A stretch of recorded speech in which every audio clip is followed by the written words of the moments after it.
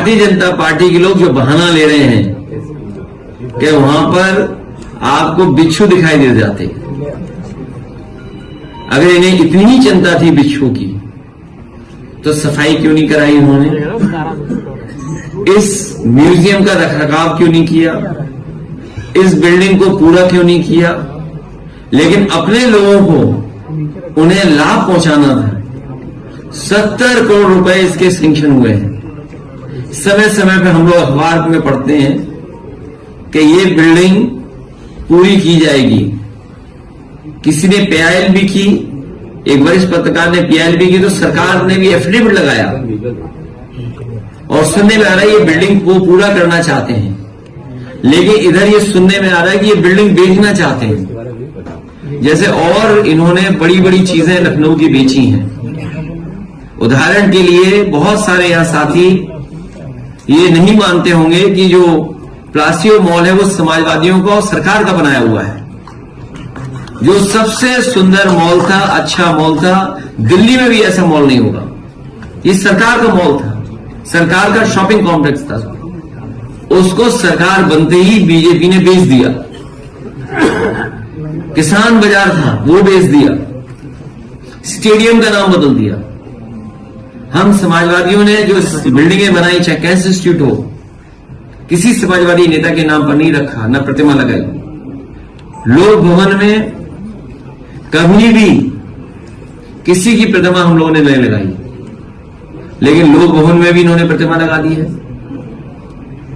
तो यही परंपरा जारी रखना चाहते हैं कि आज हम आपके महापुरुषों को सम्मान नहीं करने दे रहे, कल आपकी सरकार बन जाए तो आप भी महापुरुषों को सम्मान मत करने दो। मैं अपने सभी समाजवादी साथियों का बहुत बहुत धन्यवाद देना चाहता हूं।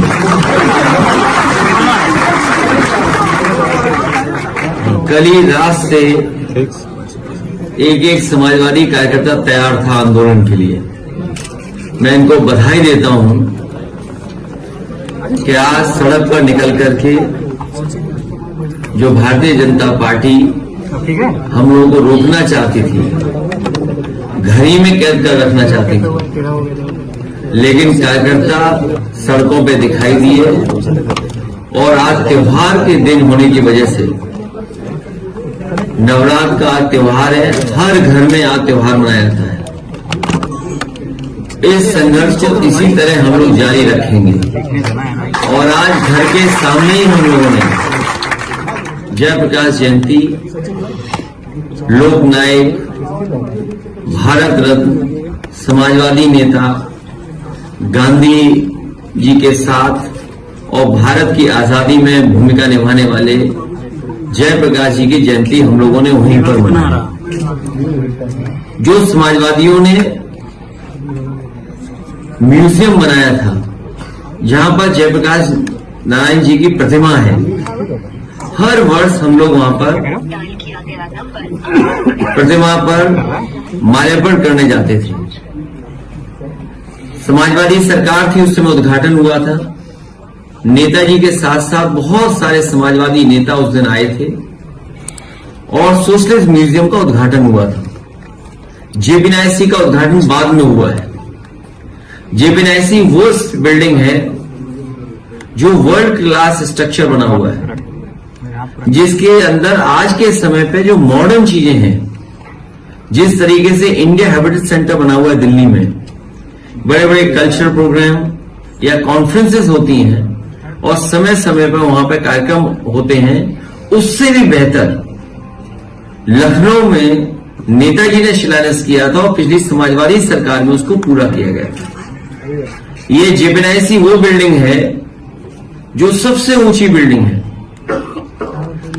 सबसे ऊंची बिल्डिंग होने के साथ साथ इसके अंदर देश का सबसे बड़ा कॉन्फ्रेंस हॉल है और जो इसका स्ट्रक्चर है, जो कैंटिलीवर है, शायद बिना पिलर के इतना बड़ा कॉन्फ्रेंस हॉल कहीं देश में नहीं होगा जो जेपीएनआईसी के अंदर है। साथ ही साथ 1200 गाड़ियों की पार्किंग है, 200 कमरे हैं, तमाम स्पोर्ट्स की चीजें हो सकती हैं उसके अंदर। लॉन टेनिस का इंडोर प्लेग्राउंड है, world class all weather Olympic size swimming pool है और इसके साथ साथ इसकी सबसे ऊंची मंजिल पर हेलीपैड भी बना है।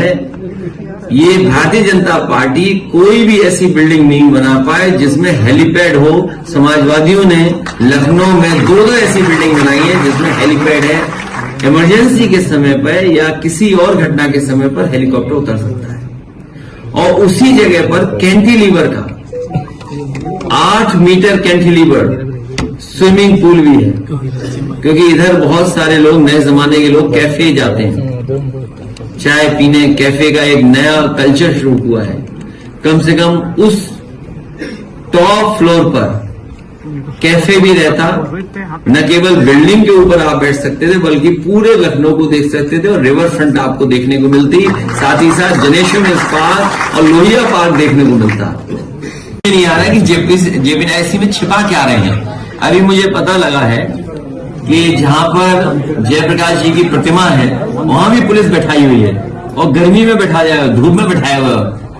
ये अगर वो लोग भी त्योहार नहीं मना पा रहे हैं, वो लोग भी अगर त्योहार नहीं मना पा रहे हैं हमारे पुलिस के कर्मी, तो उनका भी पाप मुख्यमंत्री पे ही पड़ेगा। कहना चाहता हूं कि सरकार आखिर क्या चाहती है कि हम लोग पोल वॉल्ट करें, जिम्नास्ट करें। कि भाई पोल वॉल्ट कब से करने लगे बताओ? उसके लिए तैयारी करनी पड़ेगी, सीखना पड़ेगा। तो ये सरकार क्या चाहती है?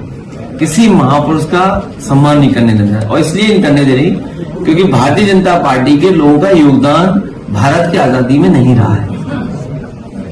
वो ऐसे तमाम महापुरुषों से चिढ़ करते हैं, नफरत करते हैं। इसीलिए मैंने भी कुछ देर